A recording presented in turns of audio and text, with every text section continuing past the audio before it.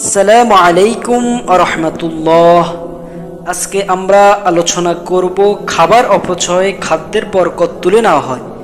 Video শুরু করার আগে অনুরোধ রইল আপনারা আমার চ্যানেলটিকে সাবস্ক্রাইব করে রাখবেন এবং অল নোটিফিকেশন অন করে রাখবেন, যেন ইসলামের আলোর চ্যানেলের ভিডিওগুলো সবার আগে আপনার কাছে গিয়ে পৌঁছায়। রাসূল সাল্লাল্লাহু আলাইহি ওয়াসাল্লাম এর কোনো সুন্নতি অনর্থক নয়। প্রতিটি সুন্নতি আমাদের ইহকালীন ও পরকালীন কল্যাণ নিহিত রয়েছে। এর মধ্যে অন্যতম সুন্নত হলো খাবারের পর আঙ্গুল চেটে খাওয়া, খাবারের অপচয় থেকে বিরত থাকা। কেননা খাবার হলো মহান আল্লাহর নিয়ামত, এর অপচয় কোনোভাবেই কাম্য নয়। হযরত আনাস রাদিয়াল্লাহু থেকে বর্ণিত, নবী করিম সাল্লাল্লাহু আলাইহি ওয়াসাল্লাম খাওয়ার পর তার 3টি আঙ্গুল ছেটে নিতেন। তিনি বলতেন, তোমাদের কারো খাবারের লোকমা নিচে পড়ে গেলে সে যেন তার ময়লা দূর করে তা খেয়ে নেয় এবং শয়তানের জন্য তা ফেলে না রাখে। বর্ণনাকারী বলেছেন, আমাদের তিনি থালা ও ছেটে খাওয়ার জন্য নির্দেশ দিয়েছেন। তিনি আরও বলেছেন, তোমাদের খাদ্যের কোন অংশে বরকত রয়েছে তা তোমাদের জানা নেই। তিরমিজি হাদিস নং 1803। উল্লেখিত হাদিসের যথাযথ আমল করা গেলে একদিকে যেমন রাসূল সাল্লাল্লাহু আলাইহি ওয়াসাল্লাম এর একটি সুন্নত পালনের সওয়াব পাওয়া যাবে, তেমনি পৃথিবীও মুক্তি পাবে মহাবিপর্যয় থেকে। কারণ পৃথিবীব্যাপী খাবারের অপচয়ের ফলে দ্রব্যমূল্য বিদ্যুতের গতিতে বেড়েই চলছে।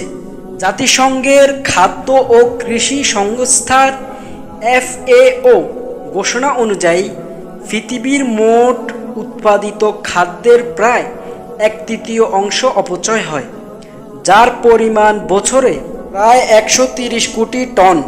অথচ অপচয় হওয়া বিপুল পরিমাণ এই খাবারের 1/4 অংশ যদি বাঁচানো যায়, তাহলে তা দিয়ে 87 কোটি দরিদ্র মানুষের প্রয়োজনীয়তা সারানো সম্ভব, যা আমাদের দেশের মোট জনসংখ্যার 5 গুণ বেশি।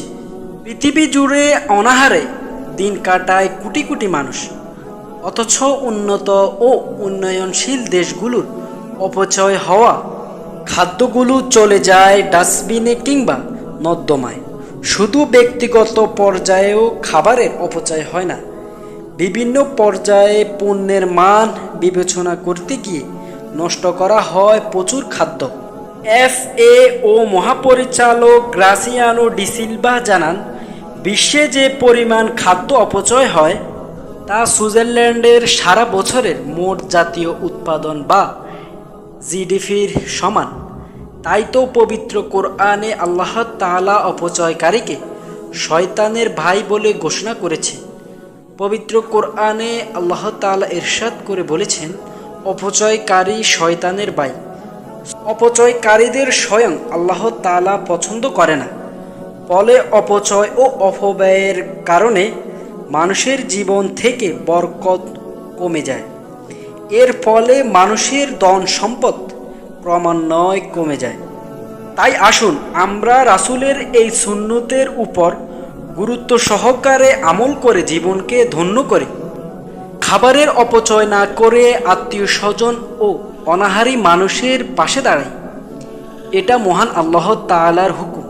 পবিত্র কোরআনে আল্লাহ তাআলা ইরশাদ করেন, আর আত্মীয়কেও তার হক দিয়ে দাও এবং মিসকিন ও মুসাফিরকেও, আর কোনোভাবেই অপব্যয় করো না।